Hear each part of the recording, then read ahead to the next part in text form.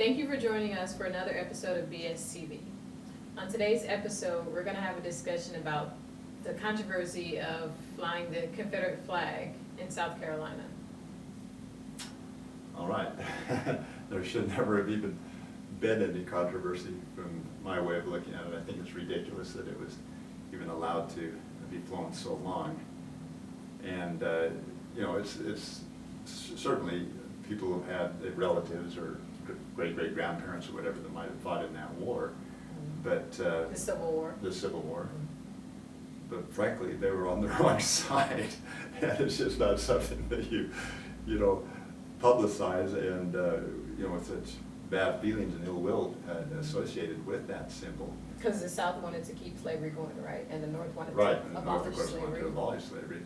And so it reminds people of a very sad and tragic chapter in America's history. And so, if they want to have that in the museums, that's fine, or maybe even privately have their own flags, I think that's okay. But the state certainly shouldn't be sponsoring it like that. And it kind of amazes me that it was allowed to, go on this long. Yeah, a lot of politicians have come on board to ban the flag being flown in South Carolina. Specifically, Republicans have actually tried to take action to remove the flag. So you got both parties. The Democrats, of course, were against that, and the Republicans coming on board. So it's inevitable with both parties going. Of course, it's going to be removed, I'm sure, with that kind of pressure. And there's another example. Just think of it. Can you imagine if over in Germany, if they were flying a flag with a swastika on it? Yeah. I mean, good crime. I mean, I'm sure that there were people that of their relatives that fought in that war and participating, and it's not something to be celebrating and to be flying as a flag. Yeah. I mean, it's just crazy. So I don't even think there should be a discussion, and hopefully it's down, very soon. Hopefully. I would think that people would, I guess, put themselves in somebody else's shoes, and if the reminder of slavery is such a big issue for people, why wouldn't people want to remove the flag anyway? There are certain stores that have removed it, such as Walmart, Sears, Kmart, eBay. They've decided that this isn't going to happen anymore. They don't want this reminder to keep going, which honestly, it's a good decision to make. Yeah, and they're getting a lot of pressure now too, because even the Republicans being on board, and it's just something that needs to be removed. And anyway, we would probably cover that on that. But anyway, there's progress is being made, and I was just going to mention, down in the South, I guess there's still racism that remains. I think it has made a lot of advances and improvements, which is obviously shown with our president being a black president and so many blacks in high positions now, and the music industry, sports, all those different things, and a huge presence, of course, of African Americans, and many strides have been made. There still, of course, is some racism left. I would think, it seems to me, in the South, it's probably the strongest there. And even a culture that allowed that to remain this long, this Southern pride thing or whatever it is. So it's good that they're starting to get the message now and have to deal with the real world and come into reality. Exactly. But yeah, this has constantly been a big issue lately, especially with the shooting in the black church by the white guy who literally wanted to kill some black people, and now with the flag and everything, they're definitely going to get rid of it, I think. Yeah. Or at least I hope. I think it's inevitable. Yeah. Let go of the past. There's one race, the human race. That's right. On that note, with a short break, we will return.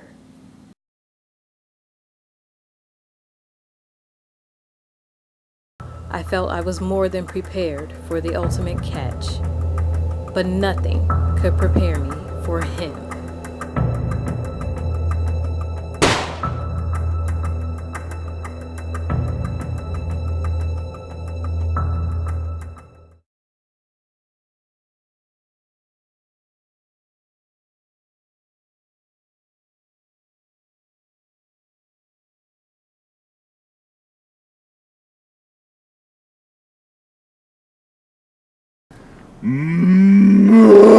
That was bad. You hear that? I told you.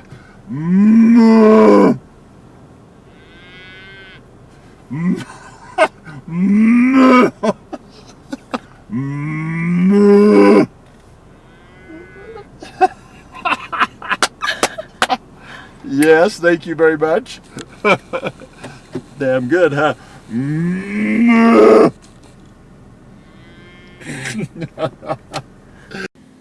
Welcome back. Along with the progress of the removal of the Confederate flag, there's also been issues with cops and, obviously innocent black men being killed. But there's body cameras that are being put on police officers to solve this problem. There's also other issues in the black community that need to be solved, such as absentee fathers. Yeah, I just might mention, along with what you'd said there before, there is a lot of progress that's been made, I think, towards removal of racism. Still, some remains, of course, but and that's important that America as a whole and the African American community, of course, to be working to affect that, which and a lot of changes have been made. But as you're saying, equally important, if not more important, is addressing issues sometimes within our own communities. Mm-hmm. And, Yeah, I mean, there's a lot of positive role models, such as the president. You would think that, I guess, his initiative to take charge of our country and everything, people would realize that there's so many opportunities for the black community. We're not just stuck in the past, and we don't have to have this mentality where everything's about race, because everything literally isn't about race. There's so many different opportunities. With absentee fathers, that's a huge issue, and it's been going on for so long. I mean, even who is it? What's his name? Larry Elder. Larry Elder spoke about how if also an African American. Yeah, Larry Elder, African American. He spoke about how women allow men to abandon their moral and financial responsibilities by not making them responsible for having children. If we don't make our men responsible for their actions, how will they ever learn that immaturity will continue to go from generation to generation? And they won't really look at the positive role models, such as with the rap culture, it glorifies the thug image, and a lot of black males look up to that, and it's not a good image to portray. Right. And we've been discussing earlier about this as well. Sometimes the mentality, it's true, terrible chapter in America's history with the slavery and that. Mm-hmm. And of course, it's being addressed and continued to be addressed. And but going back to if a culture or race goes back to that mentality, or to that keeps revisiting and doesn't move forward. Mm-hmm. Like, for example, with the Jewish people, and over 6 million of them killed in the Holocaust, and definitely victims as well. They chose, of course, to remember that, but to really actually use it as a momentum to move forward. Mm-hmm. and be even more proactive, and go out and hit the business and do everything they could to of course make sure it never happens again, but also improve their position standing even more. Mm-hmm. And it's very well known, the Jewish business acumen and how well they've done in building up businesses and Fortune 500 companies and practically controlling Hollywood and everything else. Mm-hmm. So those things, though unfair and it's very sad in American history and humankind that those things happen, still a culture, a race, whatever, you have to move on and figure out what do we do about it, how do we address the issues that we have now, even if there were no racism. I think that's what Larry Elders was saying. Even if there's no racism whatsoever, there's still the problems, as you mentioned, with very few, a low percentage of, right now, I guess, black males, being with being the father to the children, so or participating in that. Mm-hmm. And of course, this happens in the Caucasian community as others as well. It's just there's a much higher percentage, unfortunately, mm-hmm. or a lower percentage that are taking responsibility there and different issues. So those things have to be addressed. And then, what you do, even though there might be a little racism, when you go to a job presentation, how do you dress for it? How do you speak? How do you learn to present? These things have to be worked on and be very proactive, I would think. Mm-hmm. Also, black on black crime is a huge issue as well. I think fixing the black community from the inside will actually change things on the outside, such as, with racism. Maybe people will start to look a different way, like you said, with the way people act and the way that they dress and enunciate words and all this type of things. Right. Yeah, I think just changing that image or that stereotype that people have of black people is a way of cutting racism completely. Yeah, and sometimes it's perpetuated too. If a person thinks of themselves as a victim and then, acts with a certain attitude like that, then other people can respond that way. Mm-hmm. Whereas if you might realize there might be some racism, something going, but you don't have an attitude about it, you still approach the person, in a friendly way and whatever, and then, things melt and things get better. And I had mentioned before, over in Japan, where as a foreigner, the Japanese, weren't allowing, foreigners, very difficult to rent an apartment. And some of my friends kind of succumbed to that and felt a bit of a victim and ended up in these little housing units, we're just renting rooms. But again, I at that time tried to just be proactive, and I had to present myself even better and dress up in a suit and, really try to get a meeting with them and everything else and prove that it wasn't always, a stereotype or that way. So that's, those things have to be addressed, and sometimes you have to even do a little bit more than the other person to cut down those barriers, to remove that stereotypical image. But anyway, nothing happens if we live in a mentality of, victim and feeling bad. Those things, again, be addressed, but you have to move forward, from where you are. And you also talked about, sometimes even leaving the environment we're in, and even the friends we're with, if you just keep having that same attitude, doing the same things, you're going to get the same thing. Mm-hmm. And so, in your case, you kind of chose to leave that environment. Leave that environment and meet new people. And when it's unhealthy, you kind of realize, I guess, as you get older, if you mature even a little bit, you kind of realize, you start to see certain things around you that something isn't right. And then you want to get out of that because it's unhealthy completely. And right. That's pretty much what I did. Ideally, even if you could keep your friends and still maintain a positive attitude and be proactive, and sometimes throw in some words, we'll say, well, why don't we look at it this way, or why don't we approach it this way, let's get out of this rut.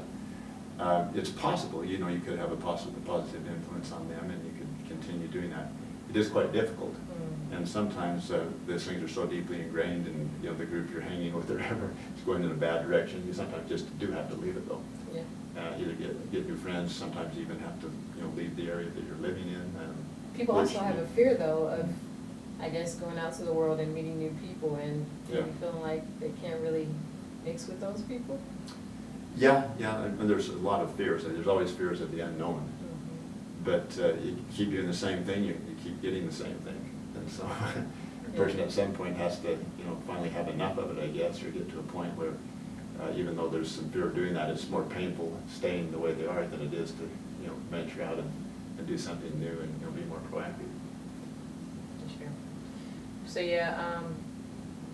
there's also other issues in the black community, such as, with the whole thing of keeping silent about certain things, such as recently there was a shooting in Detroit at a party. There was about 200 people there, and 10 people were shot. 10 people were shot. One was killed, and yet no one will speak to the police about anything. Out of the whole 200 plus. Completely. It's like that silence of not speaking about it is saying that I condone this. It's okay for you to come to my neighborhood and shoot up my neighborhood because I'm okay with that. That's what that silence says.